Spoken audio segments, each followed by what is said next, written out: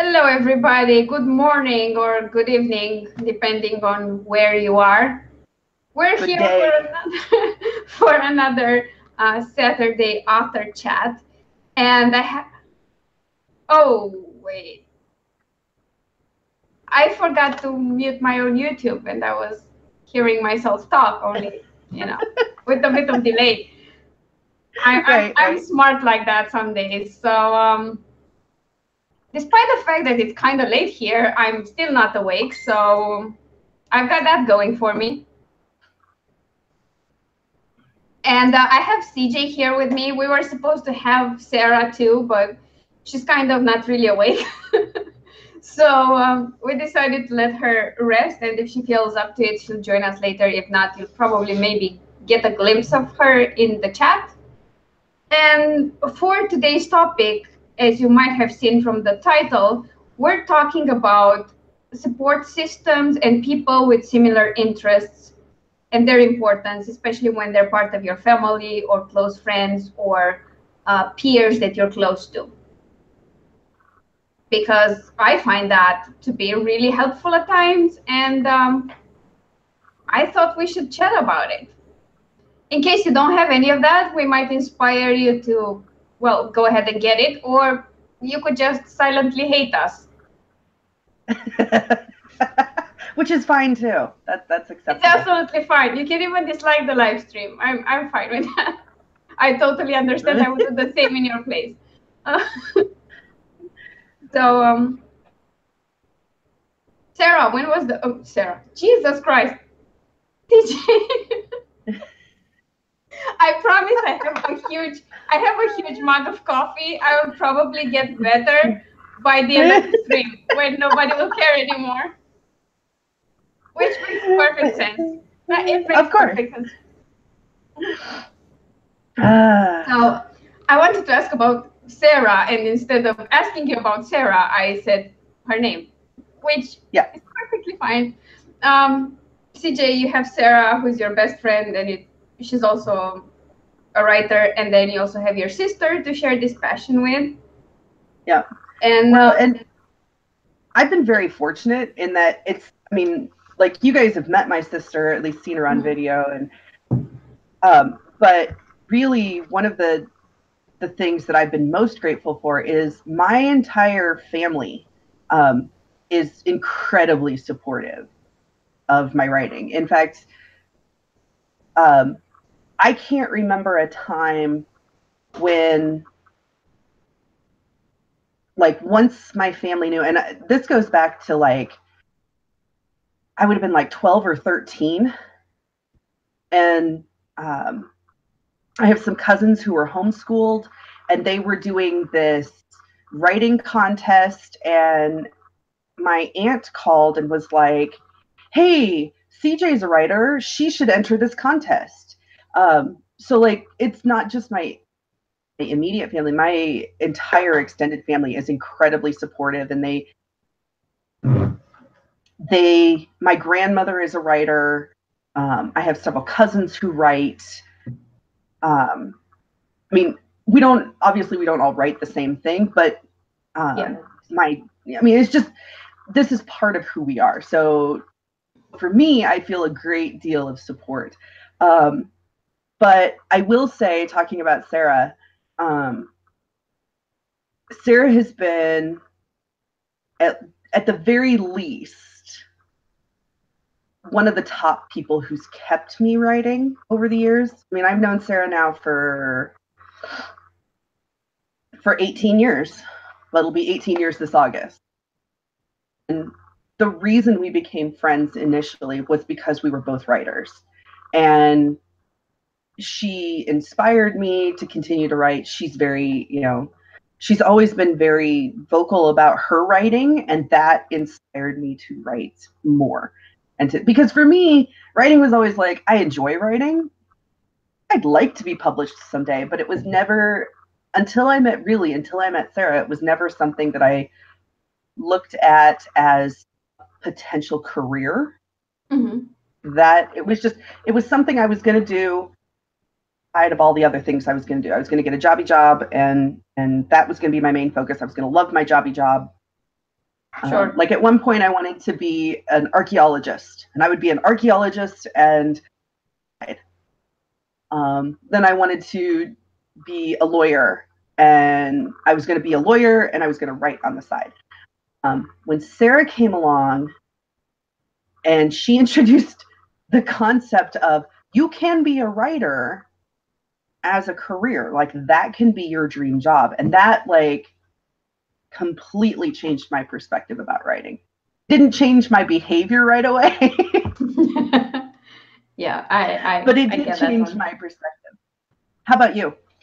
Well, in my case, my family has been supportive. I don't think they were supportive right away, because I started writing when I was about 10 or 11, and I don't think I told them immediately. The way I did it, like, I always loved books, and I kind of badgered them into teaching me how to write, how to read and write long before school. So I wrote things, but I never thought of writing stories until, well, I went to my grandmother's for the summer, and the great thing about spending the summer there was that I got all this nature stuff around me, and I could run, jump, and climb trees all day. But I also met a lot of kids from everywhere, right, everywhere in the country. And one of the kids that came there was a boy who lived next door, and who was like 3 or 4 years older than me. And I was completely in love with him, like hopeless, like, no. I was a goner. And he also read a lot. We used to go to the library together and get books, and then we'd climb in a tree and spend a few hours in the tree reading. Oh my goodness, it's like the best date ever. Like seriously, yeah. That's like ideal. I used him in a book. I used a lot of that in a book.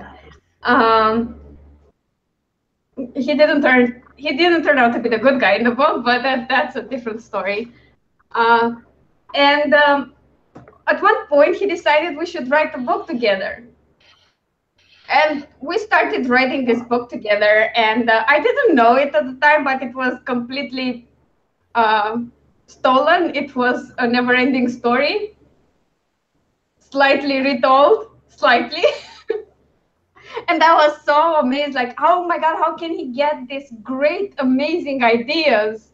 Wow, I'm impressed. And then the summer was over, and I went home. And what did I do? Well, I kept writing, and I started writing on my own. And my first novels were sort of contemporary romance, but there were a lot of ninjas. And everybody knew karate. And obviously, I was the main, I was the protagonist, and the guy who inspired the whole writing thing was the love interest. Obviously, it made sense at the point at that time. And then I just kept going. And I think at the point where they figured out this was something I wanted, they did support me in everything I wanted to do.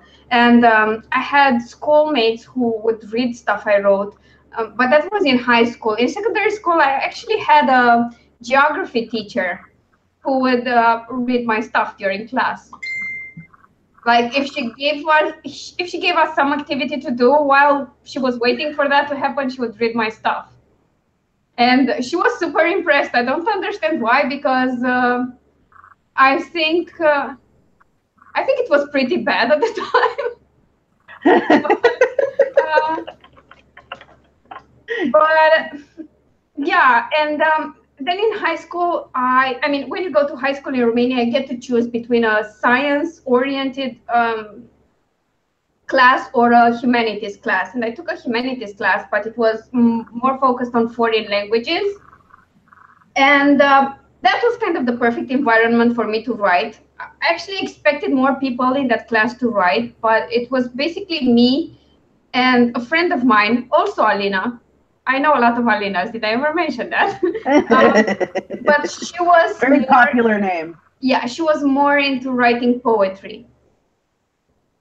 So it was a very interesting mix, and I could talk to her about it. And it was so great to have someone who had a similar interest to me. And I kind of lost that after high school. I went to study journalism, so I was still writing in some shape or form. It just wasn't fiction that much. And then when I started writing again and thought of taking it like seriously, I did not exactly have friends or family that could support me because I was living on my own in Bucharest. None of my friends had an interest in writing, but luckily for me at that point, I had a blog and I had met people online and I could talk to them about it. And I'm super thankful for that, because if I hadn't met people through the internet, I wouldn't have gone on my first writing retreat. I wouldn't have started on this path. And, or maybe I would have, but later on. And I'm really grateful for that. And at this point, I feel like truly blessed because I've met local writers who actually want to make writing their career. I have my friend Emma in Bucharest, who I've collabed with. She's been in one of my videos a while back. It was the longest video ever after I cut like 3/4 of it.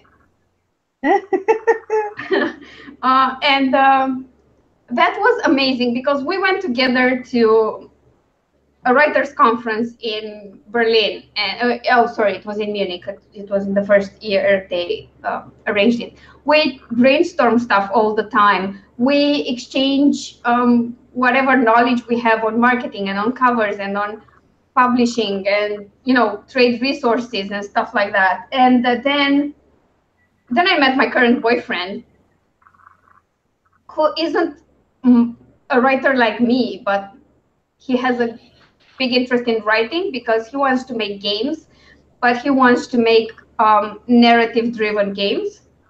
So he's big into storytelling and that sort of thing, and talking to him is really awesome. And the moment my family realized I wanted to do this as a career, they supported me every step of the way. It's not like they can read my stuff because they're in English. Right. And none of them is fluent in English. My dad can have a brief conversation in English, but it's not enough to, read the book. And he speaks English like I speak French. Probably worse. That's bad, because my French is awful. Oh, then probably the same.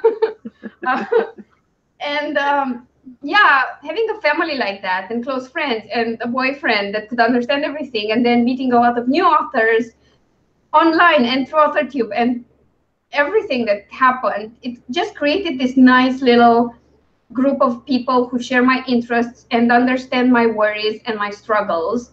And it made a world of difference. Yeah, and it does. I think that across the board, having other people who do understand. My mom's best friend, I mean, she's my mom's age, but I met her, we met her, I was like 10 when I met her.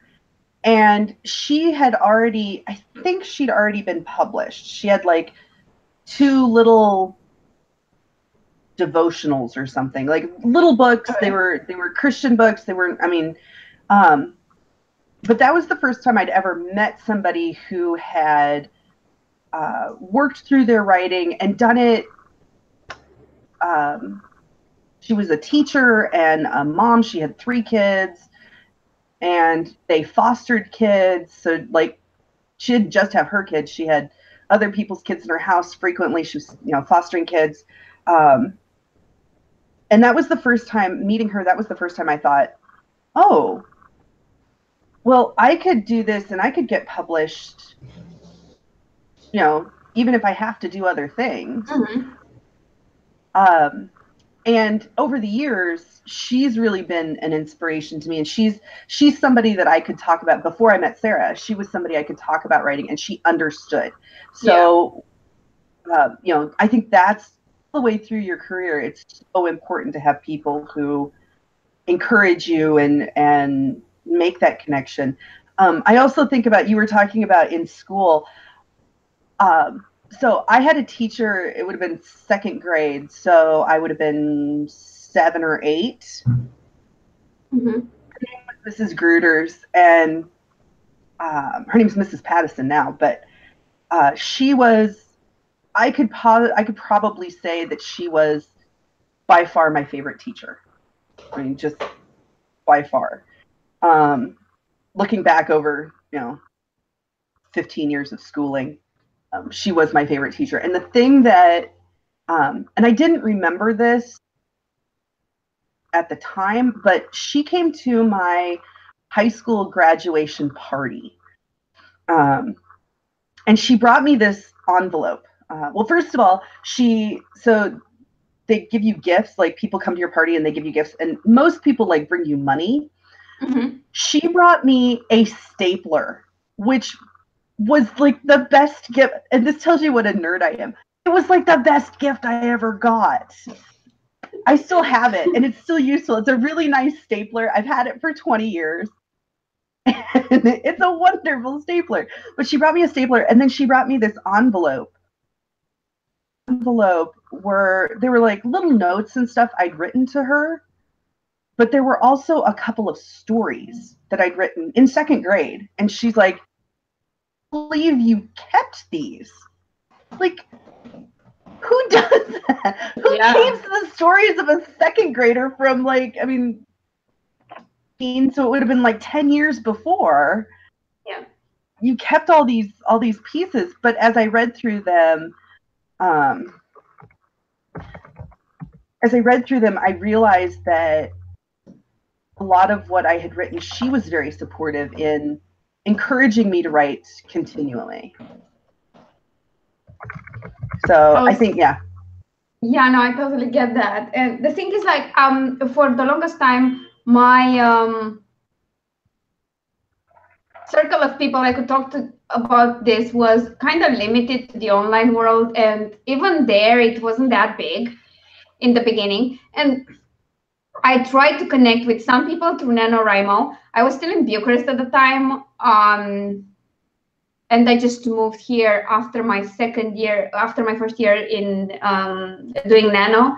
And I was going every Sunday to Bucharest and I was kind of hosting this writing. We'd go to coffee shops around Bucharest and write for a couple of hours.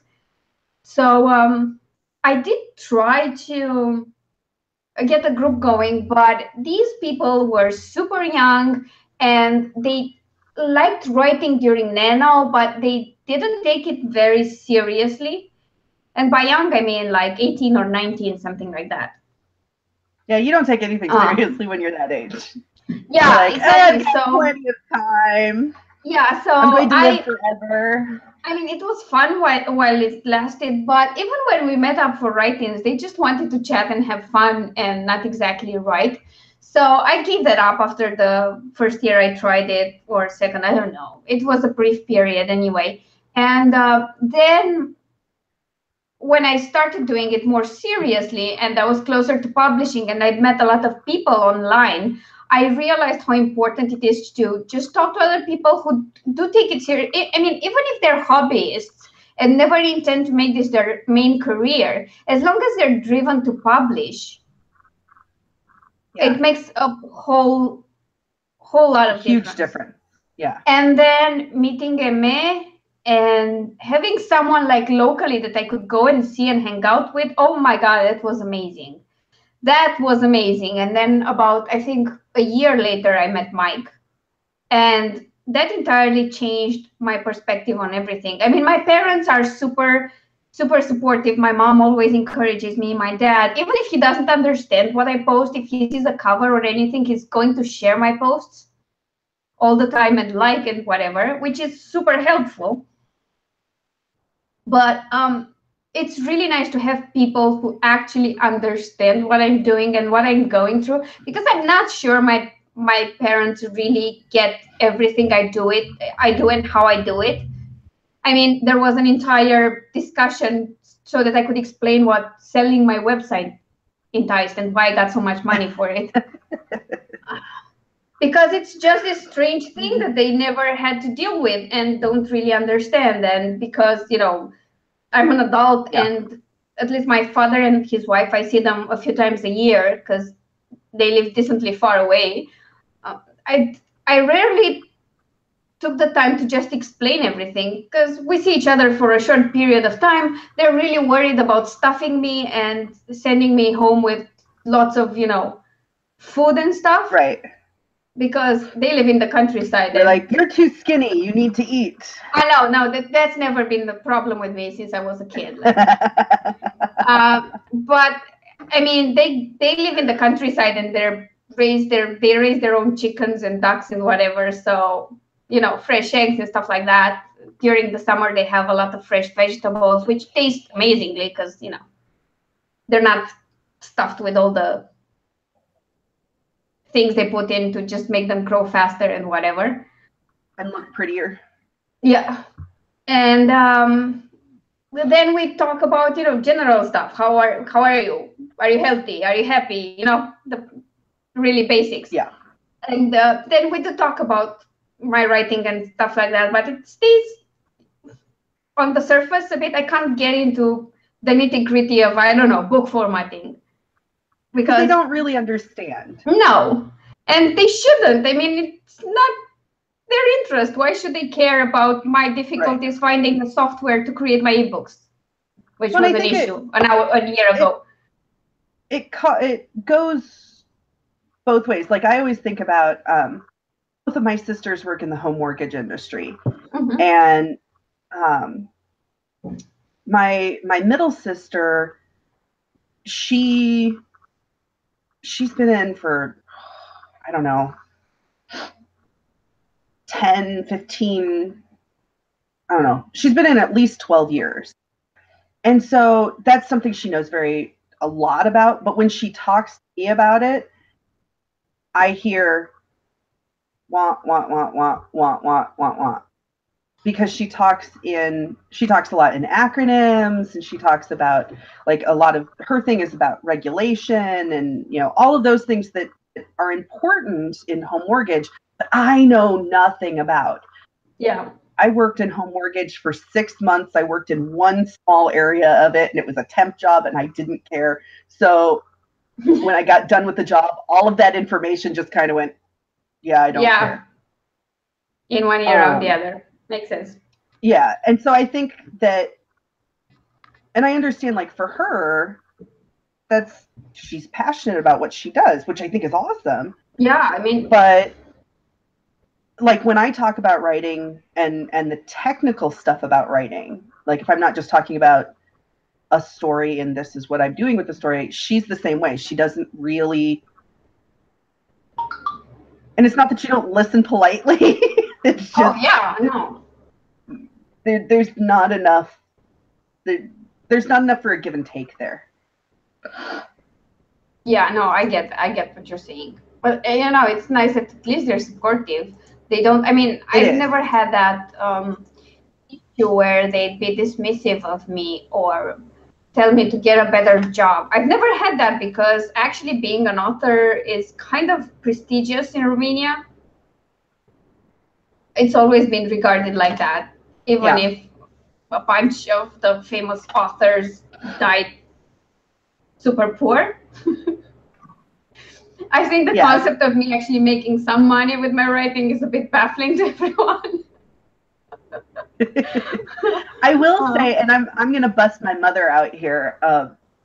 I will say that my mother has always been the most concerned about me making writing a career choice. Like when I graduated from high school, she was very big, and part of it is in her family, education is very highly valued. I mean, that is like, you go to school, you get a good job, you support yourself and your family, and that is vital. And so education is that key, and they're always about, education. You got to go to college, you got to do this. And when I graduated from high school, I really didn't know what I wanted to do with my life. I wanted to write. I thought maybe about like acting or music, but I didn't want to go to school for music because, frankly, musicians drive me insane, which I know is ironic. It's total irony. Um, but so she made me go to community college.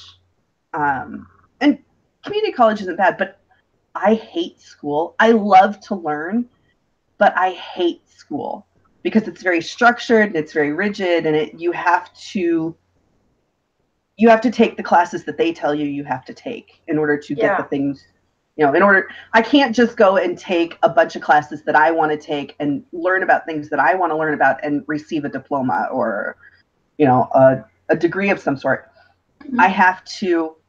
I have to take statistics. I hated statistics. In fact, the only thing that was good about statistics is Sarah ended up taking it with me, and we had it as an evening class once a week. And the beginning of the class, we would go and it was a cumulative exam each week. So we'd go and take the exam, and then we'd blow off the rest of the class, and we'd go to Denny's and we'd write. Like, that was the highlight of my statistics class, is that Sarah and I, that was our night to write together. Yeah, I'd go to a class for that. Exactly. I mean, and it fulfilled the requirement to get my diploma. But that always really drove me nuts, that in order to get a diploma, I had to take classes I really wasn't interested in at all. Mm-hmm. And when I finally went to a 4-year college, those classes got fewer. There were fewer of them than there were when I went to community college. But I can remember I didn't want to go to school. I took a writing class and I really enjoyed it. It was a composition class. It was a really fun class. I took a history class I really enjoyed. I took an acting class I really enjoyed. But I didn't really want to be there. And I can remember, and I will say this, my mom talks now about, she's like, we really shouldn't have forced you to go to college right away, because I didn't know what I wanted to do. I didn't really want to be there. Mm-hmm. I was perfectly happy getting a job and doing other things. But where was this story going? I had a point. Yeah. But I don't remember what it is. Oh, yes I do. Yes I do. Oh my goodness. It's too fine. Early. It's too early. My it's brain doesn't.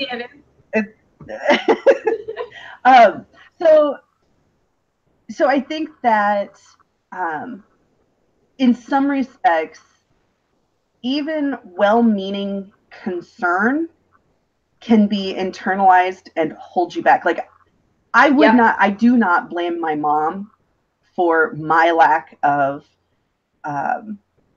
work in my early 20s, my late teens, early 20s, on writing. Part of it was I didn't know that being a writer, that you could become a fiction writer as you could work toward it as a career. Like, that was not, no one ever told me that was an option. I was always told that talked about it like that. I think most people have this concept of writing on the side, and maybe if you get super lucky and make it big, then you can just do the writing. And it was always about that, if you get lucky. It was like writing, and really interestingly, any kind of, and I think this is still true to some extent, but any kind of creative endeavor, people's mindset is the only way you succeed in a creative endeavor is if you get lucky. Because there's they don't ever perceive it as something that could be a job. They see it either as you're either one of the lucky ones, like J.K. Rowling or Stephen King, who make millions and billions of dollars because by some happenstance your stuff goes global and everybody loves it, whatever. Or you live the starving artist life for the rest of your life. Like, people don't perceive that there's an in-between, that you can actually do it as a career. And they forget that you can live off 50K or 100K a year and do it nicely. I mean, it's not that low of an income. And there are enough people. Right. And I think that for a lot of my late teens and early 20s, I just didn't it's not that I didn't have people who were encouraging me to write. They always encouraged me to write. But, and again, I go back to meeting Sarah. That's when I realized I could do this as a job. Like, it would take work. It takes, like any job, it takes work. It takes, in some respects, it takes a lot more work than, you know, my last job. And I liked my last job. Difficult to get that job and to maintain that job. It was, there were difficult parts about it, but writing is much, much harder. And being a writer as a career is much, much harder because you have to do everything yourself. You have to be, you have to put your own schedule together, but it's doable. It is doable. And for me, I think a lot of people stray away from the more technical and administrative part of it too, because they have this idea that if they're going to get published by a publisher, all they have to do is write, which is not true. Yeah. So I think that's where part of the difficulty comes from, because you have this creative process that eats up a lot of your time and is difficult, and it kind of sometimes puts you in this fragile state that whenever you finish a project, the entire world can state their opinion on it. That's not the case with most jobs. I mean, if I write a letter to a different company, it's not like everybody in the industry will read that letter and see if it was good or not. Right. So you have that exposure that's immediate and that you have to toughen yourself for. And then you have all the admin part of it and all the marketing part of it, which you have to do. Unless you're the luckiest person alive and you get a huge deal and you get a publisher that will do all your marketing and prioritize you over their top sellers for no reason at all, you're going to have to do it. Yeah. And I think that the business of writing is not well known. And I think that for a lot of people who are either not supportive or are more dismissive of someone's desire to be a writer as a job, they don't understand what goes into that technical part, that marketing, that all of those. And I don't think it's just people from outside, though. I think it's also some writers who have this idea that writing is something you do on the side and you keep it like purely artistic, and they're a bit puritanical about it and don't like to think of it as a business at all, which is fine. If you're happy doing that, it's perfectly okay, but it doesn't mean that taking it as a serious career is wrong either. Right. But I think the vast majority of writers do think of it as a side job, as their passion, and they have the evil day job, as they call it. Some just call it a day job because they actually enjoy it. But I've seen a lot of them saying it's an evil day job, which I don't want an evil day job. I decided I don't want an evil day job long before I started writing. So I created my own company and worked as a freelancer for years now, and through my company. So I did try to make myself stray away from the path I didn't want to take. I didn't want another corporate job. Like, I knew that very well. I mean, I got into my last corporate job weighing 48 kilos, a happy, normal person. And I got out of that job at 72 kilos 3 years later, which put me well into the overweight bracket. I mean, I could have tried a few pounds more and I'd gotten into the obese side if I wanted to. Like, it was doable at that point because I'm really short, so I pack a lot of weight fast. Right. And I got to that point because I was in a lot of stress of the job. And I wanted something more than the job, so I settled for a relationship that didn't make me happy. So I lived this entire unhappy life that made me feel ugly inside, and I kind of felt the need to reflect that. So I ate my problems, which wasn't healthy at Food all. is not love, it's just food. Yeah, it just wasn't healthy at all. It was the first time in my life. I mean, I was 26 at that point, and it was the first time in my life I had a real issue with weight. And it was kind of early to have that kind of an issue without contributing to it. I mean, I wouldn't have gained that weight just by eating my normal food. That's right. That wasn't going to happen. I mean, I know after 25 you get a little heavier eating the same food, but I wasn't eating the same food. I wasn't doing the same amount of exercise. I just hated myself and treated myself accordingly. And the moment I stopped the job and moved to my company, I still worked with my former company. They hired me through my company to still do their PR part-time. I started dropping weight, obviously. Yeah. I got later to a point where I hated myself again, and yeah, that was my own fault. It wasn't the job's fault.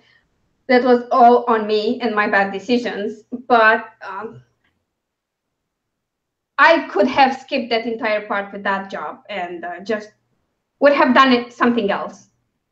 I mean, I'm just sorry that I didn't realize I could just move home and write early on. I should have done that. If I knew I could, I would have. But I lacked the same understanding of how writing worked, and I thought I'd just do my regular work and write on the side, and then when I had something ready, I would maybe submit to publishers. I don't think I had the concept of self-publishing until later on when I did talk to a publisher, and I wasn't very happy. Although they did accept my book, but it was a small independent publisher, and it just didn't work out, and I decided, oh, I'll do it on my own. And I didn't do that great of a job, but I still did a better job than that publisher would have done. Which is sad, but it's the honest truth. I mean, that happens. And yeah, I don't know, man. I would not want to go back to that. I mean, even before I started writing more seriously, I was freelancing and I had a few bad months. So finances weren't adding up. I had moved back home. I came home really depressed and dealing with a lot of stuff. So that added to everything. And the idea of getting a job, like a 9 to 5, just made it all worse. Like I couldn't sleep and I couldn't think and I couldn't eat because I was afraid I'll have to get a normal job. And it wasn't the quantity of work, because I was fine working from morning till late at night. That wasn't the problem. The problem would have been that office environment where people yell at you for things that have nothing to do with you, which happened a lot at my former job.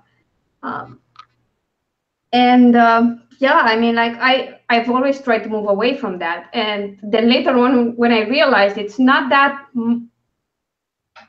impossible to switch all my freelancing and all my writing into fiction, it was like a revelation like never before. And I was super afraid I won't be able to do it. I admit that. But then I managed to reach most of my goals. And that was in no small part because of the friends and family and fellow writers that I know. Yeah. Because that's the truth. And I think that having people around you who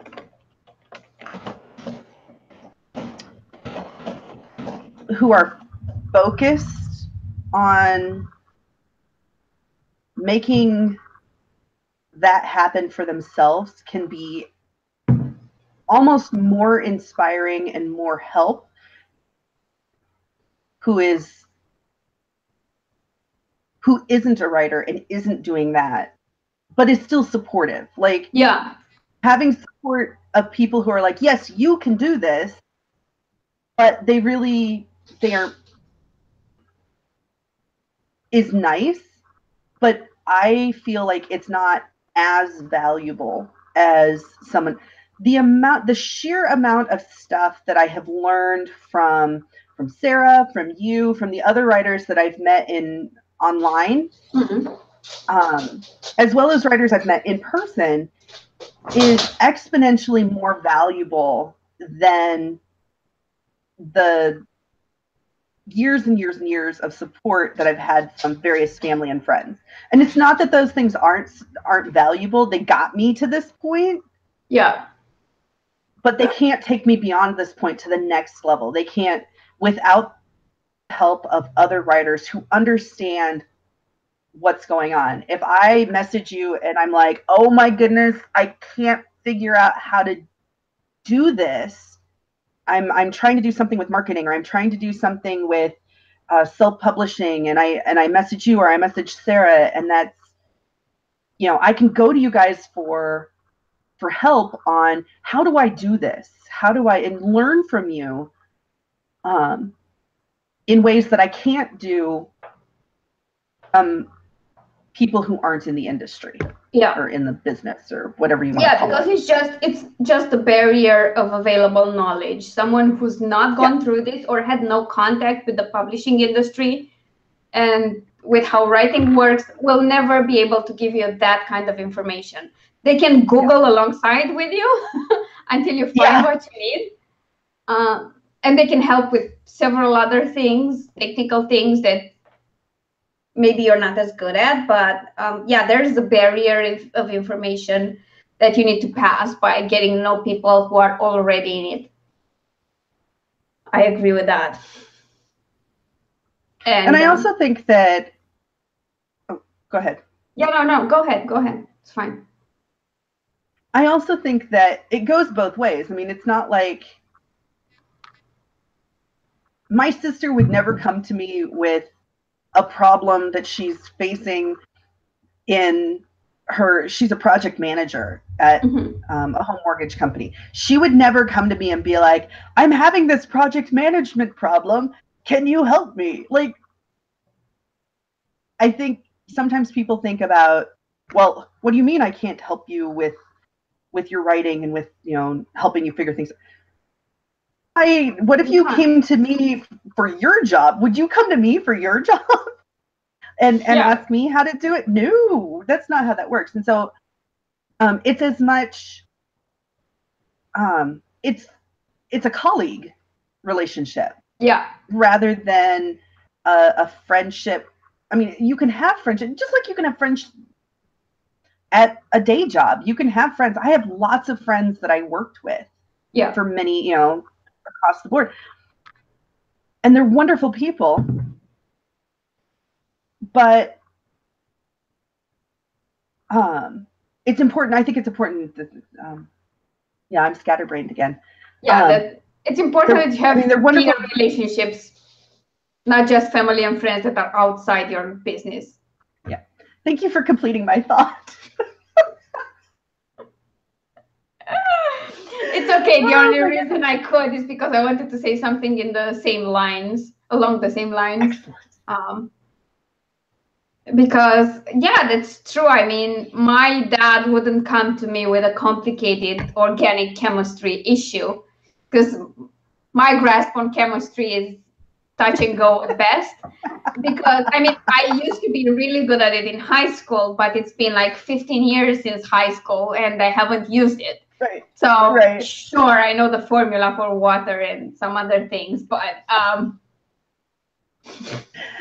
I know the name of the guy who invented the periodic table of elements.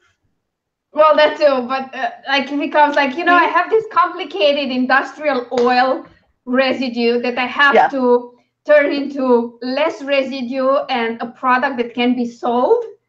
And I'm going to go ahead and say good luck with that. I'm sorry you're dealing with this and your formulas aren't working and you still have to do 10 million tests and take lab measurements and whatever. But that's the extent of it. And because he couldn't come to me with that and I couldn't help him because I lacked the knowledge, I can't expect him to completely understand everything I do and have a solution for me. Right. or friends who don't do this. I mean, if I have friends who read a lot, I can talk to them about things that work or don't work in a story. Yeah. That's okay. But that's already because we share a common interest in books. Yeah. But that's it. Like when it comes to industry stuff and marketing stuff and publishing information, they can't give me that, and I shouldn't expect them. I mean, it's just common sense, and that's why it's great when everything mixes. When you have family and friends who are in this with you, it's amazing. It's amazing. But if you don't have them, it's fine because you can make friends in the industry. Just meet people who are your peers, and then maybe strike up a friendship with those who think more like you or who are just more compatible as friends. And I realize for some people this is really difficult, especially if they're not a people person. But I think at this point, a lot of people find it a lot easier to connect with others through social media and through the internet. Because even if it's like this, like we chat on video, it's still there's still a barrier between us. It's not in person. Because maybe if we were just thrown together in person and come on, talk, all of a sudden, maybe it wouldn't have worked as great. This is a progressive thing, and probably right now, if we met in person, we'd had no problem chatting up a storm. But we already know each other, if that makes sense. So I think it's a really nice way to ease people into friendships and dealing with groups of people that otherwise they wouldn't deal with. Absolutely. I will say that the internet the internet started to take off when I was a senior in high school. So 97, it started to really impinge on my consciousness. Mm-hmm. It was a thing. I could access it. Sometimes I wish just a little bit, professionally anyway, that the internet had been invented when I was like in junior high. Because if the internet had been invented when I was in junior high, I would have had a better grasp on it when I got to high school, and I could have more inroads. And as far as making connections with other authors and having that. I mean, I live in a small state. I grew up in small towns. And so connecting with people of my profession, of the writing profession, without the internet was nearly not impossible, but the barriers were so huge. And the internet has really broken down those barriers and made them almost non-existent. And all it requires is for me to literally go online and search for people. Like, there's not really the barriers are almost non-existent anymore as far as connecting with other people. And so I think that and I think this is true of any creative endeavor. Anybody who works in a creative field, whether you're a writer or a painter or a dancer or a musician, you can access other people online. And this is going to turn into a little bit of a rant about people's perception of the internet. I see a lot of articles and blog posts and stuff about how the internet was supposed to be this glorious thing, and it's become this, especially here in the States in the wake of the 2016 election, it's become this horrible monster that's destroying us and making us horrible people. As though the internet were some sort of separate entity and wasn't made up of people who are horrible, wretched creatures. But I think the internet is a tool that becomes what you make of it. Yeah. And while I see negative things out there, the vast majority of my experience on the internet has been very positive, and it's been incredibly valuable. in connecting me with people who I share common interests with, who I share, what's the word I'm looking for? I share goals with. Like, we're striving for the same kinds of things, and the internet provides us with a way to encourage each other and educate each other and network with each other in a way that we look at self-publishing. When I was in high school, self-publishing was only done if you were so bad at writing you couldn't get a traditional publishing contract.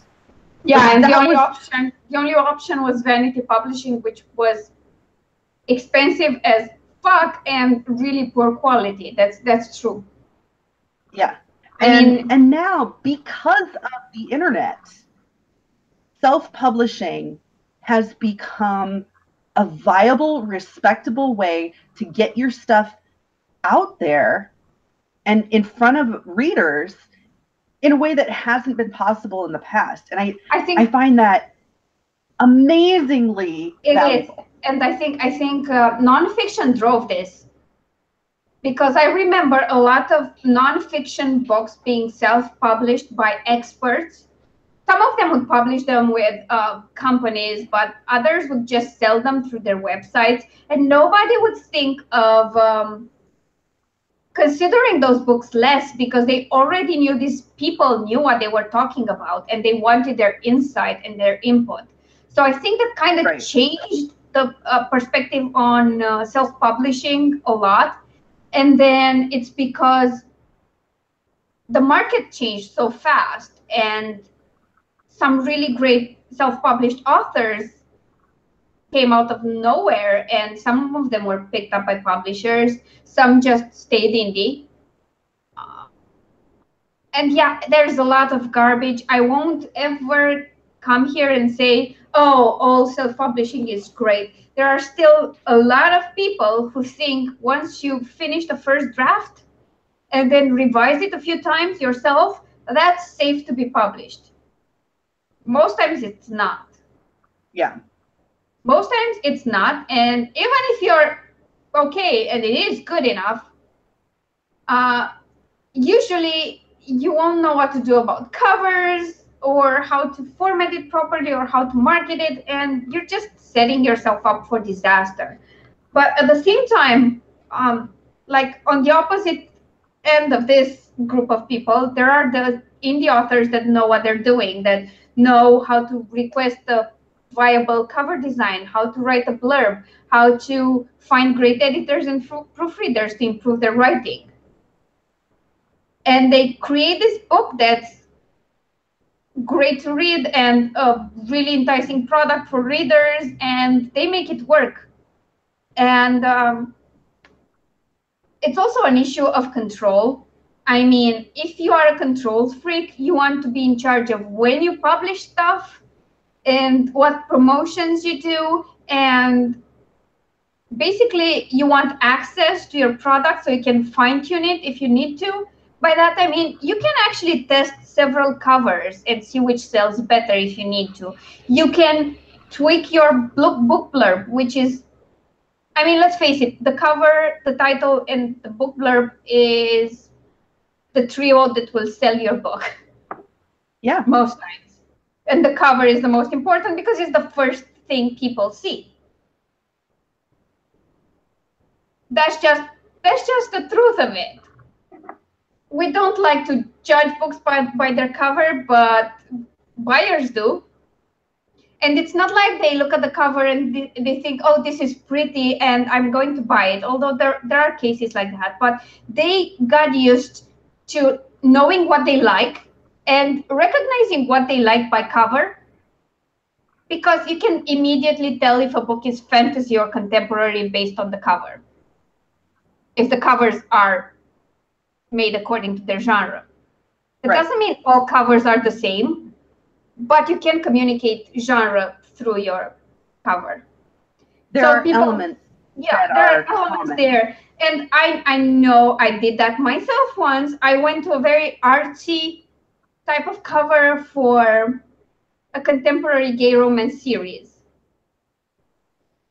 that cover didn't say gay romance at all. So the sales were kind of low. And then I changed the covers. And guess what? Sales They started to sell better. Yeah. Both covers are gorgeous. I think I still enjoy the first cover more just because it was the first I saw and I thought it was brilliant. But I have it as a desktop background on my laptop, not on my on this screen. And I love it, but the more I look at it, the more I understand why it doesn't work for someone who looks for specific contemporary gay romance. Right. It doesn't say that. It says anything else but that. So just having a pretty cover is not always enough. And you have to learn these things as an indie author. So honestly, if you don't want to bother with creating your covers, formatting, doing all of your marketing, not just parts of it, finding editors, keeping a budget for all of this, setting up your ads and whatever, then maybe don't try self-publishing, because you have two options. You either hire people who know what they're doing, or you learn about it. And if you don't enjoy this part, it will just take the pleasure out of writing. So there are publishers out there that you can try to submit to. You don't necessarily need to go to the big publishers that only take your books through agents. There are smaller publishers that are a good compromise for people who don't want the big traditional sales-driven market. They want a more personal approach. They can go with independent publishers that accept unsolicited submissions. And there are some really great ones out there. So there are so many levels of this that I think we have so much freedom now. And frankly, years ago, I didn't know about all of this. I didn't. Like when I started working on my manuscript, I was convinced I'll go the traditional publishing route. And I did do it hybrid for a while, which was interesting. I met all this. Yeah, go ahead. Go ahead. I was going to say, I think that, and we talk a lot about on this stream and in other, on Sarah's stream, and I know in our videos, a lot of people talk about self-publishing as the best way to go. But I think what you're saying is absolutely true. You don't have to do self-publishing. You can go the traditional route. You can go any route you want based on what suits you. I don't think there is a blanket solution that works on everyone. That's just insane. No. Well, and because there are people like, I think about my mom's best friend. So she, in the last 3 or 4 years, 4 or 5 years maybe, she's put out 3 different books. And she's done it traditionally the whole way. And that works for what she wants, because she wanted to set it up the way she has set up her book, her contract is that the money she makes goes to a charity that she supports. And that's what she wants. She's not looking to do it as a jobby job. She just loves to write, and she wants to be published, and she wants to, have her books out there. And so she's done it in a way that works for her. That wouldn't necessarily work for me, and that's okay. And so I think it's really awesome that we have, given that there are so many different kinds of writers in the world and so many different kinds of people are in different positions as far as being writers, like as far as getting published. And so having more options is always better. It's always better. Because for some people, they really want that big contract with Random House, or they really want that big contract with a major publishing company. For some people, going with a smaller publishing company works better, because they, for whatever reason, they want, I'm not sure that a big publishing company would be okay with sharing profits with a charity. I mean, like that might not necessarily be something that they would agree to. A smaller company, I don't in think this they'd case, care as long as they keep their share. Where your Right. share goes is no concern of theirs. I don't think they Right. would even. And I'm bat an not eye. sure. I'm not entirely sure about the technicalities of how that charity is set up, Mhm. but in this case, a smaller company worked for her. Yeah. Yeah, no, I totally For some understand that. people, like you've talked frequently about how self-publishing, and I know for Sarah this has been true, self-publishing is just much better.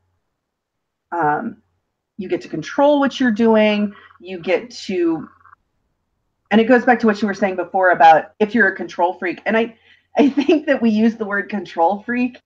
It's a bad thing.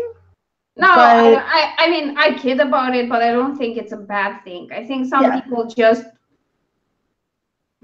need to be in the middle of it and have some control over things that pretty much determine their income and their career. Yeah. Ideally, destiny. What I want to do in the future is to be a hybrid author. So have most of my stuff self-published and work with some publisher, independent, smaller ones. I don't want the big ones yet because of how their contracts are set up. Right. And I do that like 70-30. That would be the split that would work for me. 70 self-published, 30 through publishers. Because what holds me back right now is that when you work exclusively with publishers, it takes anywhere from 6 months to 2 years to get your book published. So if you just want to release more, there will be a period where you don't, because you just wait for your books to be accepted, for them to get through their publishing process, whatever, and then line them up, which doesn't work for me right now. Right. But ideally, I would like a mix like that. I think it's fun to have some books that you don't worry much about anything but marketing. But even then, like, I would be really careful about what publishers I choose, because I've seen some publisher books with horrid covers. And I look at the covers and go, this is why your books don't sell. Yeah. And I see a lot of authors who complain about sales, and I think most of them think it's the topic they choose to write about, or the genre or subgenre they choose, or their inability to market. But very often, not in all cases, but in a lot of cases, if I go and look at some of the covers, I'm like, you might get 10 times better results if you just change that cover, because it looks like I made it in Canva. Now, actually, if I made it in Canva, maybe it looked better. And some of these are publisher covers. And I know I have a publisher where I can just see a small thumbnail of a book and I know it's their book. And that's not a good thing, because I know it's their book so easily because they all look freaking the same. Yeah. Like they have this kind of a frame that they use, this model that they use on all their books. And I don't think that's the most appealing thing ever, especially when you go to their website, because they're all the same. Or the other thing that bothers me about some publishers is that you go to their website and you see this amazing cover. You think it's professionally made, it fits the genre, and then next to it you see a crap cover. It's just, I mean, you go like, oh, so which one of these am I getting? Because it could go either way. At this point, it could go either way. Of course, when it comes to small publisher, very few of them are really like headstrong and won't let you have any input on covers. And sometimes they just go like, you can pay for your own cover if you want. Right. And I'm fine with that. But yeah, so at this point, I think I'm way pickier about people I'd work with based on what I've learned. And if there's no if there's no benefit for me, and publishing with you won't help me at all, and it would just damage my brand because of a shitty cover, I just won't do it. Yeah. But that's because I mean, like, I'm trying not to make it harder on myself to succeed, because I have enough to deal with, and things I do by choice. Because I mean, I had this conversation in an author group at some point, and I said, we were talking about writing to market, the whole concept of writing to market, and I said something like, there's enough middle ground for everyone to be happy, because you can combine some write to market principles with a lot of market research and with everything you love to write, and get something out of that, which may or may not sell, pretty much. Yeah. And I know that for some of my series, if I didn't center them on Romanian characters or set them in Romania, they would appeal to a larger audience. I know that. But I don't want to give that up, because I write enough of books that aren't set in Romania that at some point these would get a lot more attention. And it's important for me, for people to see the good and the bad, but you know, that good part would be nice. It would be nice of people to think of me and my country and think of more than a few celebrity athletes, former dictators, Dracula, and issues in Italy and other countries with the Roma community and stealth and general misbehavior. That would be great for me, because that's not all fair, that there is here. Probably number one. Right now, yes. In the past, no, it was Hagi and Nadia Comaneci and Ceausescu. I mean, it's hard to outrank Nadia Comaneci. She had the first clean 10 mark in gymnastics, so, and then she moved to the US. So I mean, my Black Cat quirk, actually, yes, I did think of putting my Black Cat quirk in a book, but I've used a lot of my own experiences to give that one a rest for a while. I'll probably use it, though. I think it would be fun to use it in my witch book, to have a witch that is superstitious when it comes to black cats. That would be marvelous. But yeah, that's how I see it. I mean, you can choose whatever suits you. And I think that's the only caveat I can think of when it comes to hanging out with a lot of fellow authors. The support is great. The amount of information is great, but you'll also get a lot of strong opinions, which is useful up to a point.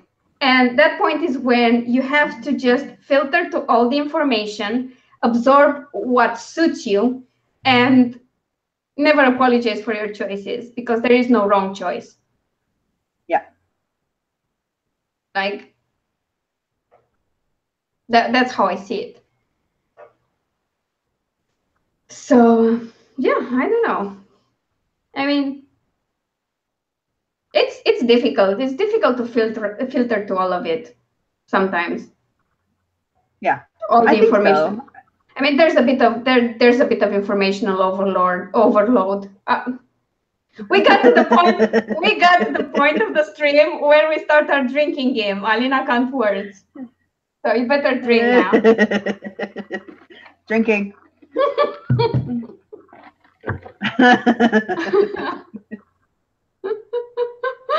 Oh God! And now we'll all wait for the moment in the chat when I start talking about how fine I am, right?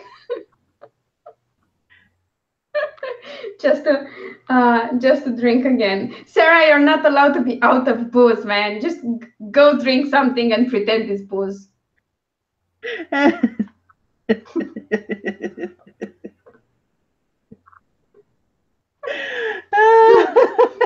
If not, water is good for you.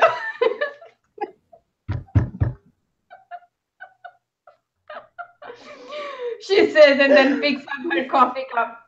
Oh. So, yeah. Yeah.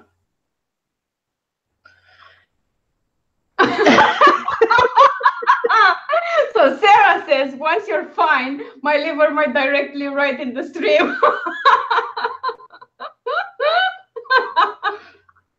Oh my God! Come on, Sarah. I'm not.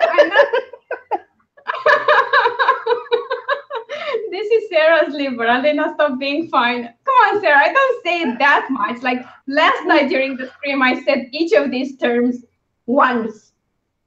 Okay? That is true. However, last week you said them like last week somebody would have died of alcohol poisoning. Yes, I do remember that. And I think by the end of this month, when I do the end of not this month, next month, when I do the end of February stream with Claire, at that point, people would get into the emergency room fast. Yep. Because it would be like the both of us talking about how fine we are when we're like several books behind and going insane slowly. So maybe during that stream, everybody drink water. I think even coffee is a bit of a stretch if you drink coffee every time we say that. Jesus Christ.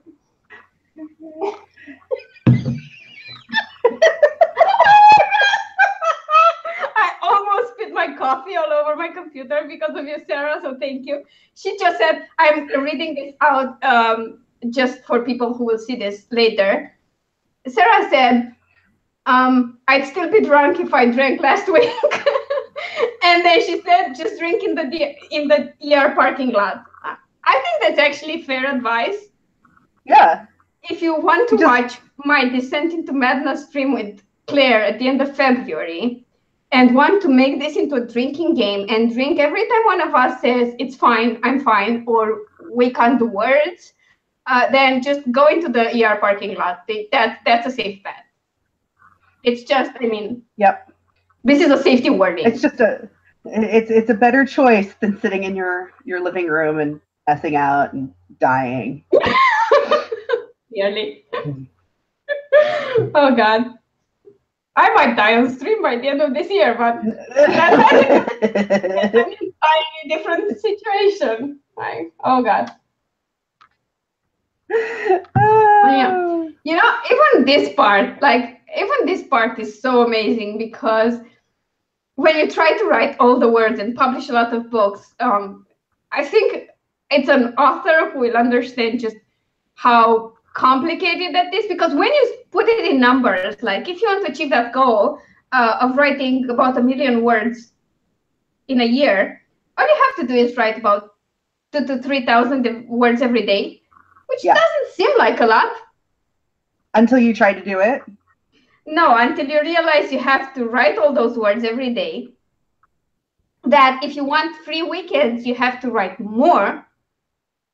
And then on top of that, you have editing, formatting, the whole publishing, setting up all the marketing campaigns, coordinating with cover designers and other authors and doing all these things.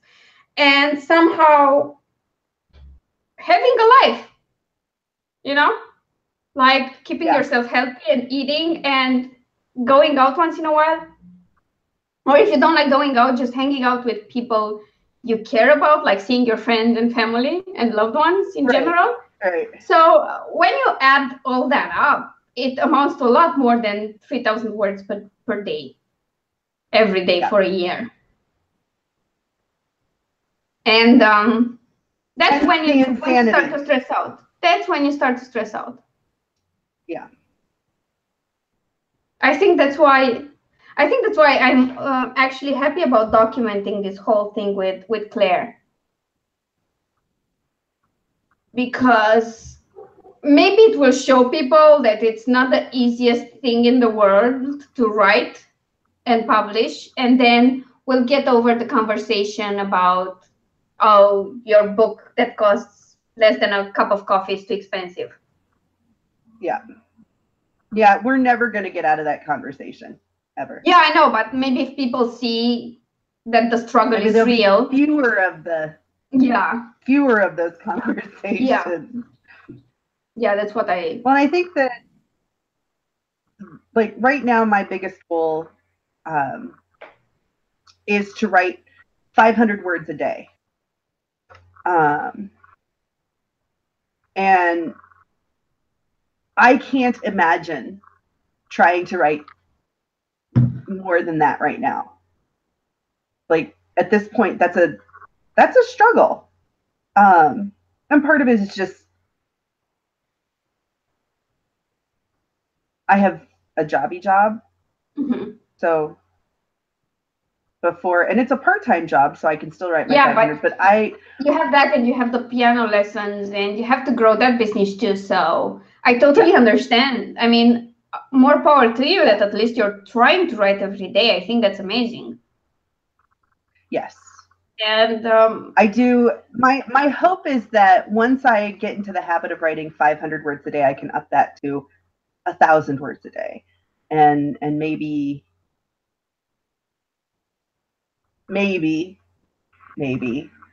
I can up that to 2,000 words a day at some point.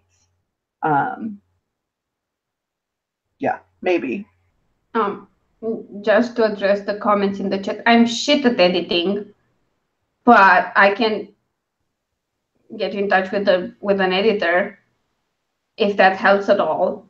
And as for beta reading, I cut off everything that I'm supposed to read except for a few reviews for friends, because I have no life anymore. But once everything settles and I'm done with this crazy year, I will get back into beta reading for people. Right now, I only do it for a very few. And unfortunately, I can't help with that. It's not that I don't want to, but I just physically don't have the time. And nobody is willing to wait on me for 6 months to beta read something. Like, that's just not going to happen. Which is sad that I don't read more, but this is the reality. And yeah, I'm kind of sad about that, because it's a thing that I love doing. I think beta reading is so freaking awesome. And the editing part, no, I'm just shit. I'm shit at editing because I don't see anything, and very few things really bother me. If they're glaring mistakes, I'll pick them up. But if they're like small, like letters being shifted in the word, I probably will read over them. No problem. Like, I'm impossible. Like, I send my manuscript to my editor after editing it myself, and she finds these most amusing typos ever. She has to take like 15 minutes away from the manuscript so that she can laugh her ass off. I mean, she keeps this top of funniest typos ever from authors, and I have a few entries right at the top. And I always outclass myself in her top.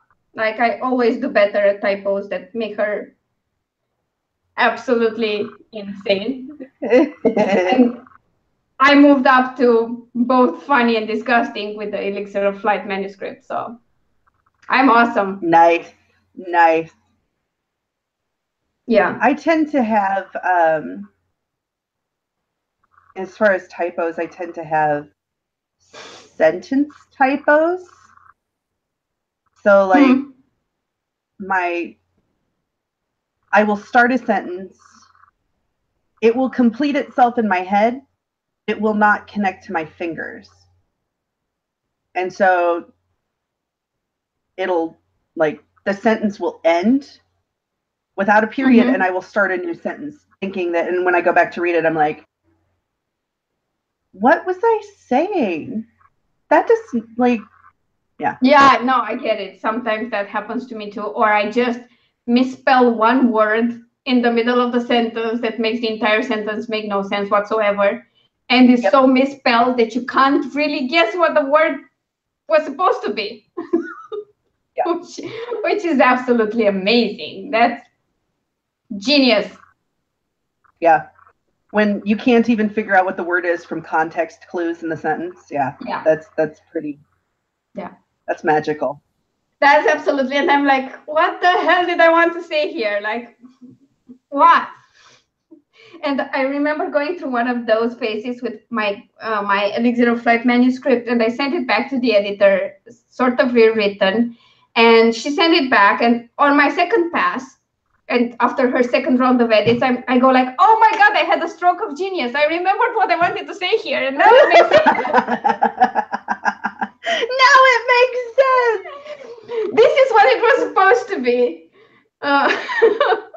It's terrible. But while I'll never be an editor or a proofreader, because no, I would like to just sort everything out this year so that I can go back to beta reading for other authors. I always found that super entertaining and helpful because people have helped me, and I like to return favors. Unfortunately, I haven't been able to do very much of it lately. And that kind of saddens me because I don't know. I enjoy reading a story before it's published, like being in that private group of people that get to see it before anyone. I want you to know, when Sarah put out her first collection of short stories, I was like, and I'm like telling my friends and stuff, you have to read this, you have to get this book, you have to do this. And I'm like, I've been reading them since they were like drafts. And I felt special. Like, you feel special. You're like, I am part of the elite. Yeah. I got to read it before anybody else. Yeah. And then I can just smirk at people who can't wait to get the book. And I'm like, ready already. I know everything that happens. I won't tell. We're horrible people. Okay. Yeah. Yeah. I mean, you realize that now? That we're horrible people?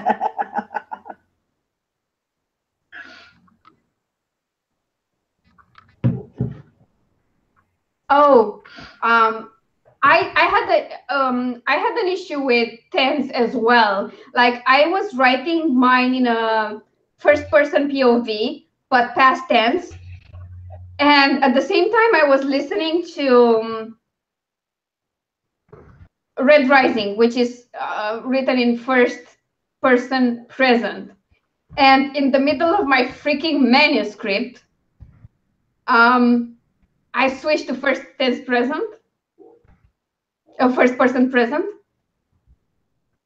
which wasn't good because the rest of the manuscript was first person past. So I switched that, and then I had to keep reminding myself that this is not the present tense story, Alina. No matter how much you listen to the Red Rising trilogy, this is still a past tense story. So get your act together. That was super frustrating. And I never had a problem reading books in a different tense or different POV. But when you listen to it, I don't know, I think that the impact is greater. My mom's best friend, her name is Susan Lawrence. If anybody who's watching this is ever interested in buying her books, her name is Susan Lawrence. She writes primarily Christian children's fiction. But she actually reads her once she's edited it a couple of times. She reads it out loud to her husband before they go to bed, chapters at a time, and she said that really helps her reading it out loud. Yeah. And particularly reading it to someone, she said is very helpful for her to do things like figure out or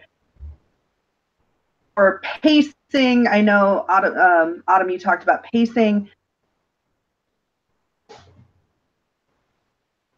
that. Yeah, that helps a lot. Reading out loud. She finds that incredibly valuable. Yeah, it is. It really is. And that's a good test. If you read parts of it out loud and you liked it, then you're good to go. I guess. I used to do that with the dialogue because I was worried. I mean, I didn't want to get complacent. Ever since I was in high school, everybody said my dialogue is really great because it sounds like actual people talking. And I think that stemmed from the fact that I heard them speaking in my head. That's how I went through the whole plotting of the dialogue. I listened to my character say it. It's not that I think people inside my head talk to me. It was like I did it on purpose. I'm not that kind of crazy yet. I might still get there, but don't send help quite yet. So because of that, because it was like me hearing people having an exchange in my head, it helped with the dialogue. But that was, when I was still writing in Romanian. So when I started writing in English, I tried to read the dialogue out loud to see if it still worked. And that's a really great test for dialogue and for pacing. Because if you get bored reading your own story, there's probably something wrong with your pacing. Just saying. Yeah.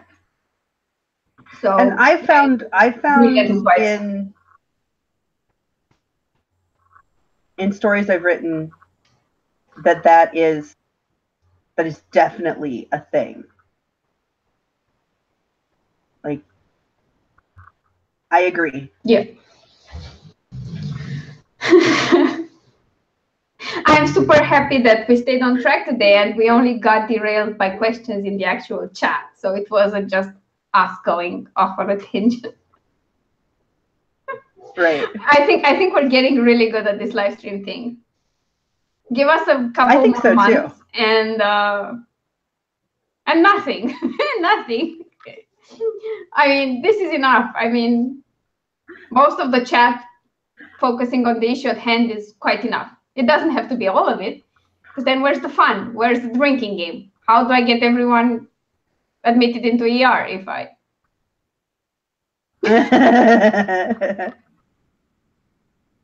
Oh, God. And can you imagine like a sensationalist title? Author wants to get everyone in the ER room.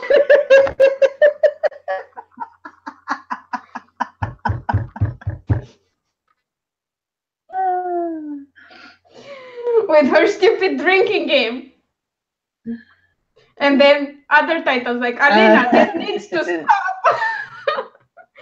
And then author allegedly sent 1,000 individuals to the ER. I wonder if that would fill my book. She's going to buy herself a stomach. She can just do it at home.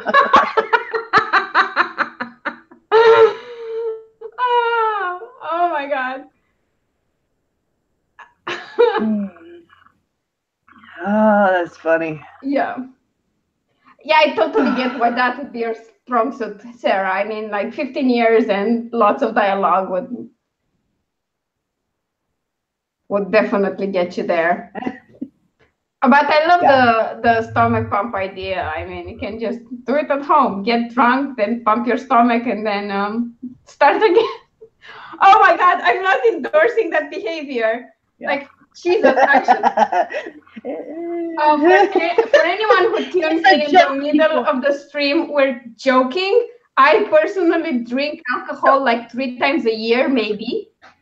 One of those is New Year's Eve, where I sipped like twice from my champagne glass. So I do not condone irresponsible alcohol consumption. I think that's bad, actually. So that's done. Disclaimer done. I'm afraid somebody would just go through the middle of the stream and hear me talk about right. They're gonna be like, "Oh, she wants us home." Yeah, no, don't do that. Don't do that. It's a bad idea. Oh God, yeah. I mean, most of what we say that sounds insane is probably a joke. Not all of it, but most. So just a little disclaimer. I know this isn't part of that's not part of the topic that we were discussing, Yeah. but in the comments, Autumn is talking about how she struggles with dialogue. And so I just real quick want to address that. What Sarah did, the years of sitting in a diner and listening, I'm listening to people talk, not just on YouTube, but like go to a public place, whether it's a restaurant or a shopping mall, and listen as surreptitiously as you can to other people's conversations. Yeah. Listen to how they talk to each other. People don't in full sentences generally. They don't usually use what we have learned as good grammar in terms of sentence structure. Yeah, but just a small caveat there. Just a small caveat there. You can't get away in a written dialogue with everything that would be a normal conversation. Right. Just a little caveat.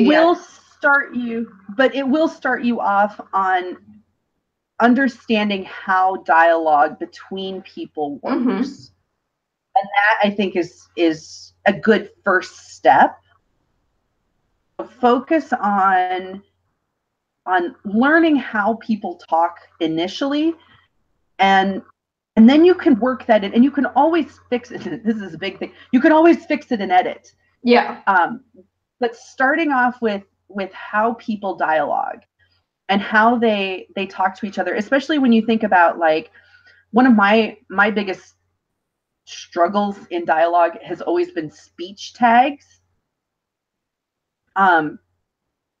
So you can always fix speech tags later, but how people talk to each other, how they relate. And remember, this is another big thing about dialogue. Something like a large percentage, I'm going to say, I'm not even going to, because I don't know what the percentage is, but a large percentage of dialogue is body language. Yeah.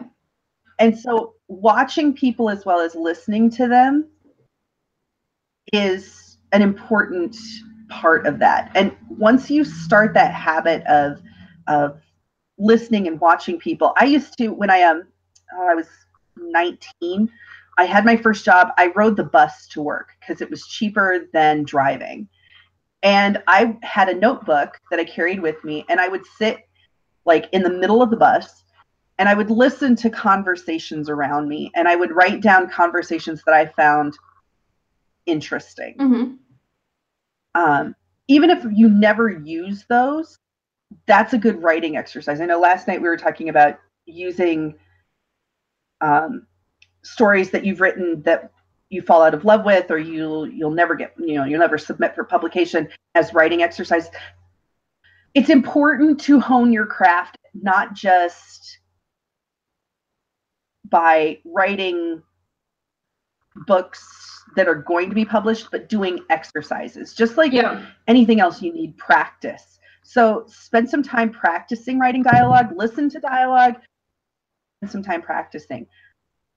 When you watch a movie, and movie dialogue is again a little different than novel dialogue or story, written dialogue, but listen to how the characters talk to each other. When you read a book, look at how the writer lays out the dialogue between characters and really think about how that works.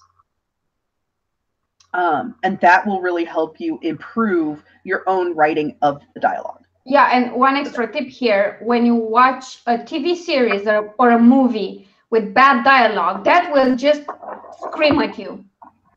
Yeah. It screams at you more than it does in a book, because you see it happening and it's like, nobody talks like that. It's really obvious, and that's a good exercise too. I think it helps to just take note of really badly delivered lines in movies or TV series. Badly written lines. Badly written lines. Not necessarily badly written, like badly delivered. There's there are those clips from The Room. I think The Room is called, right? The one that the disaster artist is based off. Yeah.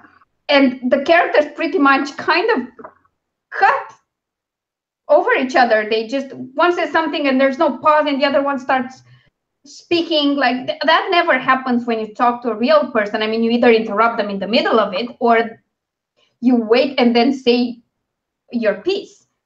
It's not stilted, and it's not like I'm saying this and I'm already turning around and going. Or I don't walk into someone into a store and see a dog and then have an entire conversation and then turn around, hi doggy. That's just not how people talk. And I find that helpful too, because it's very it's that mix of words you hear and the visual dialogue, that if there's something wrong with it, you pick on it faster. And it's a good exercise, I think.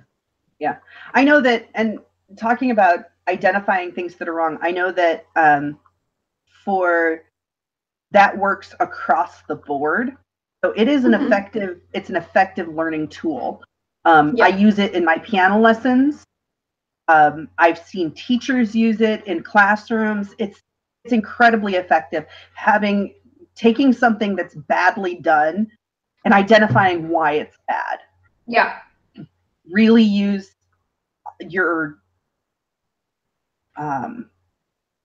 use those opportunities as exercises for improving how you write. And it won't happen overnight. It's not going to happen overnight, and that's okay. It's all about learning a little bit at a time and getting incrementally better. Yeah. I mean, beyond the artistic part of it, writing is a craft that you can improve by working at it. And the best example I have is that when I look back at my first published books, I think they're crap now because my writing has evolved, and I'm way better at it now, just because I read more, studied more, and wrote more. It just helped me improve. And I think I'll keep improving, and that's only natural. I mean, if you start any other career and work at it every day of your life for years and years, you'll get better progressively. Yeah. And I think that's true of any skill. And you have to think of writing as a skill, like riding a bike, or like I crochet and knit. I do, crafty things. And like, this is my current knitting project, and I just dropped a stitch. So I'm going to have to go back and fix that. But I've only dropped one stitch in 12 rows. When I first started knitting, I dropped stitches all over the place. Like that happened on a consistent. I made scarves that had holes in them, and I'd be like, yeah, that's just how the style is. That's just how it works. The problem with dropping stitches is not the actual hole, is the fact that it can all come undone, which is more troubling. But you're right. The idea is just like that. The more you do something, the more you practice it. I think about piano. When I started playing, I was 7 when I started playing piano, and I was horrible at it. I'm not gonna lie, I was not a natural. And I've been playing piano for 30 plus years now, and the more I work at it, I still have things to do. So don't think of it as I will get perfect at this. Think of it as I will get better. I will get better. Yeah. And think of it as a journey of learning rather than as I'm trying to, like, I always think about, like, in terms of The Sims. If any of you have played The Sims have these skills and they can max out their skills, and they're just amazing at, like, they have a writing skill and they're amazing at writing, and they max out that skill and everything makes a lot of money. Yeah. Humans don't actually work like that. You never really max out a There are always things to get better at. And Yeah. the difference between getting better at the beginning and getting better as you go forward is that the things that you get better at get more and more nuanced as you go in. So right now, if you're working on how people talk to each other, just trying to get that back and forth in a correct order kind of thing. In the future, it might be, once you master that, then you might start working on speech tags and getting better at doing speech tags. And beyond that, then you might get better at how people interrupt each other. You know, taking that little portion of dialogue. How does it sound when people interrupt each other? How does that kind of dialogue work? Or how does it work when people are talking about, or talking between two people who are friends are going to talk to each other differently than two people who have just met? Yeah, obviously. And so those little bits you're going to have to learn later. And so there's always something new to learn. And so don't put it on, don't think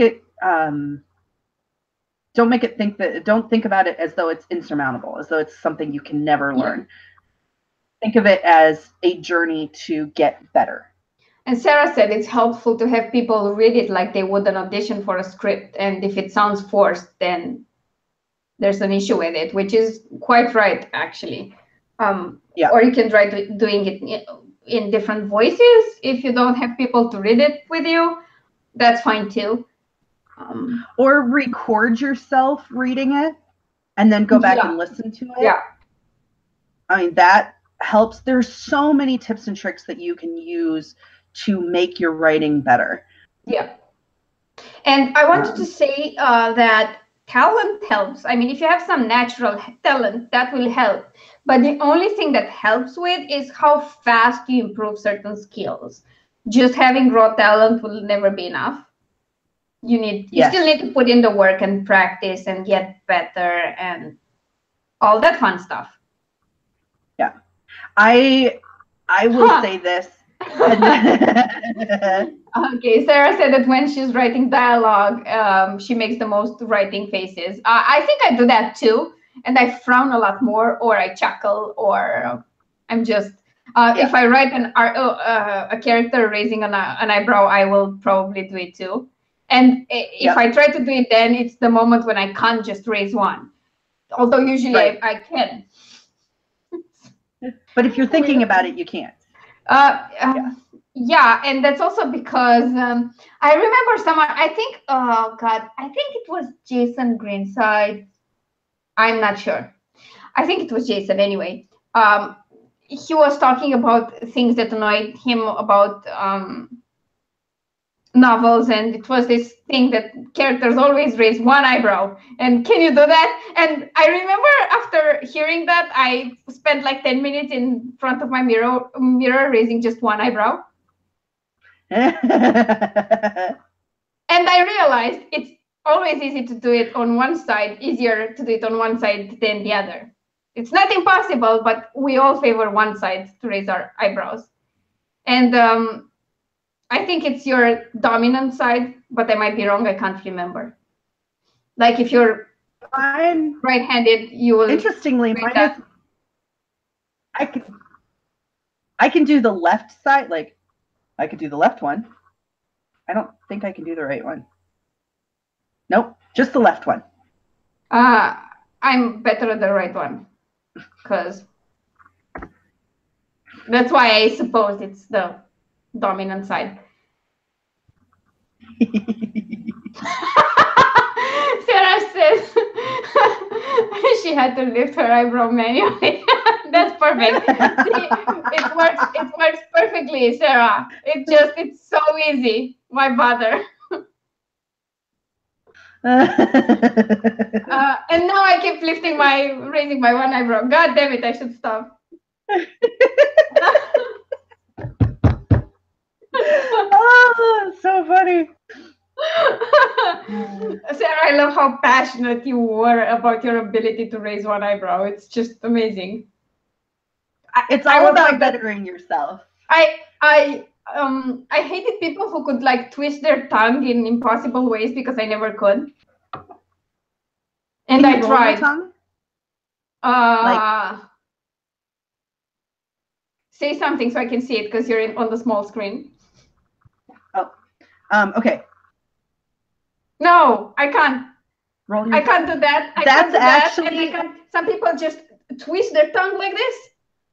And that's like, oh my God, I can't do that either. Actually, the rolling your tongue thing is actually a genetic trait. I know. But I still tried. It's like a widow's peak or attached earlobes. There are some people who absolutely cannot do it because they don't have the genetic capacity. Yeah, I still tried because idiot. Also, brain freezes. Did you know this? Brain freezes are genetic. Really? There's like a small percentage of the population who do not get brain freezes because they're genetically predisposed to not get brain freezes. The thing is, like, I get them, but super rarely. And because it happens so rarely, I didn't really know what they were until one stronger one hit me. But yeah, there were, and I ate a lot of ice cream during summer and drank a lot of cold drinks. And I did not really get that many brain freezes. What I did get was like, I was outside. It was 36 degrees Celsius, which is, wait, let me just check in Fahrenheit, because I can't convert on the spot. Oh, 96.8. It was hot. 96.8 is hot. And I was on a terrace in a McDonald's, eating a McDonald's ice cream and having a really cold drink. And this was a shadowed terrace. Like, I wasn't directly in the sun. And in that high temperature, I drank the drink, I ate the ice cream, and then I got super cold. I had goosebumps all over my body and I was shivering. And I had to go sit in the sun to recover in 36 degrees Celsius weather.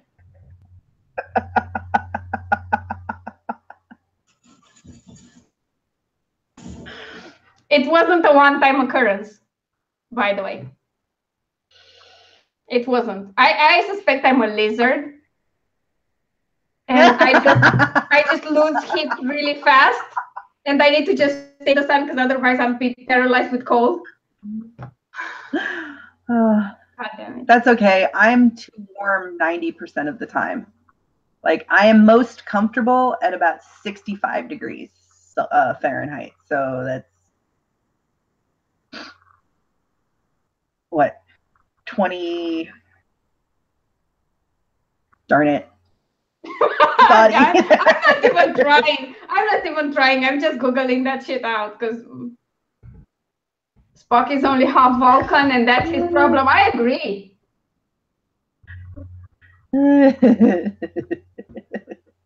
Yes, indeed. I did use this on my first author panel ever. Because I was like, yeah, and I'm from Romania. Unfortunately, I'm not a vampire, but I'm a total geek and, you know, live long and prosper. That was my intro. Yeah, 65 is about 18.3 degrees Celsius. Yeah. So it's decent. That's where I'm most comfortable there. I could go, if I'm not moving, we could go all the way up to like 67 degrees. So like almost 20 degrees centigrade or Celsius. Yeah, no, I'm like, when it starts getting over 20, I'm okay. Under 20, no, so not so much. I get cold fast. Like around 24, 25 degrees is my ideal temperature. That's perfect for me. Under that, I kind of tend to need to wear layers.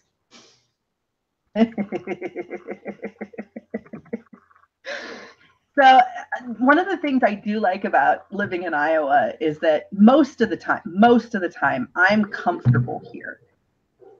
There are about 2 to 3 months in the summer where it is unbearably hot for me.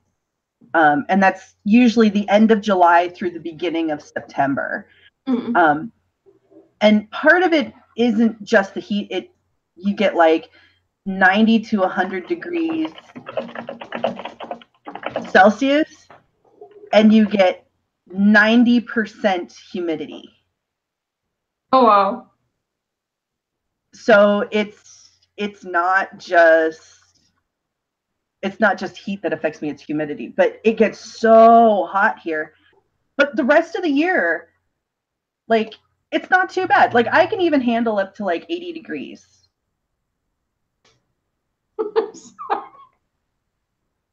Oh my goodness. The chat conversation with Sarah is the bomb. Well, yeah, I got that you were still wearing your bra, Sarah. I said if you don't have pictures of that and of people staring at you, there's no proof it happened. I was just trying to shame you into posting really weird photos on the internet. Because why not? Why not? Hmm? Oh my god, this stream has been wonderful. And yes. The chat has been wonderful. And we kind of stayed on track, so I'm very pleased with our performance today. Which is so weird for me to say, not people actually watching this, but oh well. Okay, oh, sorry. Bless you. Sarah just promised to be pretty weird on the internet, so I'm happy now. They just made my day. I think that's only fair since she's pretty weird in real life too. So to me, this weirdness will probably appear like acting normal, because I'm weird too. So at least the rest of the world will enjoy it. Okay. So okay, we're nearing the 2-hour mark, so we should wrap this up. And would you like to promote stuff you're doing, CJ? So Mondays, I have videos coming out on Mondays, Music Monday. And on Wednesdays, I have Writing Wednesday. So if you're interested, go over to my channel and, subscribe, and you'll get notifications when those come out. Yeah, you definitely should, by the way. Yeah. And if you've enjoyed our stream, just a small reminder, we're doing another one on Friday, every Friday on Sarah's channel, which is linked down below, even if she was too tired to join us. Yeah, I'm guilt-tripping the hell out of her right now because it's fun. And then we're here every Saturday morning. So Sarah's stream, and I think I got it right this time, is at 7 p.m. Central. And this one starts at 9 a.m. Central every Saturday. And in case you didn't know, my new book is coming out on Monday, so you should hurry up and pre-order it. As it's a second in the series, the first book is still discounted to 99 cents. And just go over to my channel, because my latest video, apart from this chat, is the trailer for book 1, which I think is great. Yes, it's excellent. I highly recommend it. Thank you. And yeah, subscribe to all our channels, to CJ's, to Sarah's, to mine, because we're loads of fun and we're here every week, basically. Thank you so much for watching. Big thanks to everyone who joined us today in the chat. I really love seeing engagement there. And if you see this after we streamed and like it, please give us a thumb up. Oh, God. Obviously, I messed up at the end. Give us a big thumbs up and share it maybe, and comment down below. And I will see you all tomorrow with my weekly writing vlog. And yeah, enjoy the weekend, because you're like just starting out in some parts of the world. I should cry because I'm like halfway through.